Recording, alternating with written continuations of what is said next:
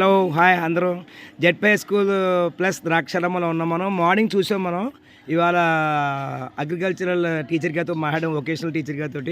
Madam గారు ఎంత బాగా చేశారు చూసారా. షేడ్ నెట్ కూడా తయారు చేశారు.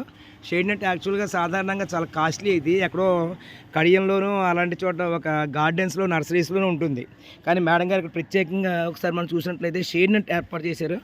చాలా ఐడియల్గా, అంటే ఒక అగ్రికల్చరల్ టీచర్ గారు ఏ విధంగా ఉండాలో ఆ విధంగా చూపిస్తున్నాను మీకు. ద్రాక్షారామ పాఠశాల ఇది.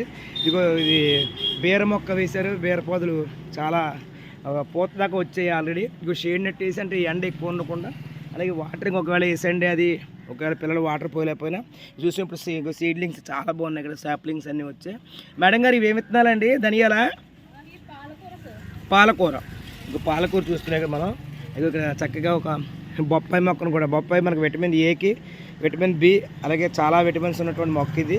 చక్కగా అంటే ఒక ఎన్ని కాసిందని కాదు, కానీ పిల్లలకి మొక్కలు పెంచడం అనేటువంటి ఒక ఇంట్రెస్ట్ మీద చాలా బాగా చేశారు. మేడం గారు ఇదేంటండి? ఇది పాలకూరే. ఆల్రెడీ కొన్నిసార్లు ఆల్రెడీ మీరు టీచర్స్ కూడా ఇచ్చారేమో కదా పిల్లలకు కూడాను. అలాగే మిడ్ డే మీల్స్ కూడా వాడినట్టున్నారు కదా.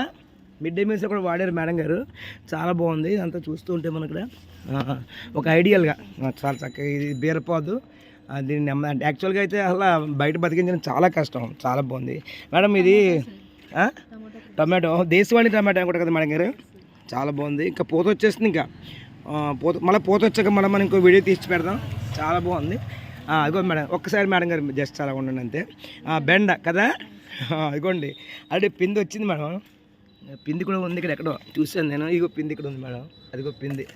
చాలా న్యాచురల్గా, ఎక్కడ పెస్టిసైడ్స్ ఏం వాడరు కదా మీరు. ఆర్గానిక్, మొత్తం అన్నీ ఆర్గానిక్. స్టూడెంట్స్ ఉన్నారు ఇక్కడ. సీడ్లింగ్స్ పెంచుకుంటాము.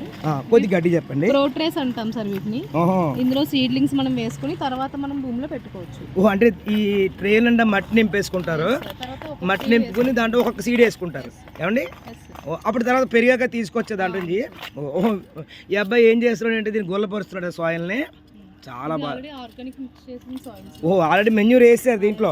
వెరీ గుడ్ నన్ను. అది ఒకసారి వెరీ గుడ్. ఏ క్లాస్ నాన్న నువ్వు? Very good. చాలా బాగుంది ఇది. ఇది మీకు అర్థమైంది కదా నాన్న. ఒక్కొక్క విత్తనం వేసుకోవచ్చు.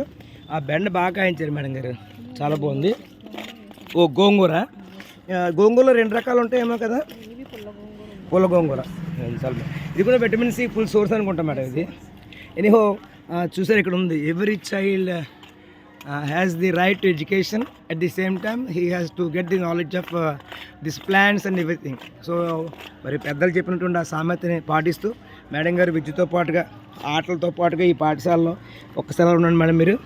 ఈ అబ్బాయి కూడా క్లీన్ చేస్తున్నాడు శుభ్రంగా. గార్డెన్ అంతా కూడా క్లీన్ చేస్తున్నాడు. చాలా క్లీన్ చేసి ఎక్కడ కూడా గత్తరే ఉండకుండా చాలా బాగా చేస్తున్నాడు. ఓకే మేడం, చాలా ఆనందం.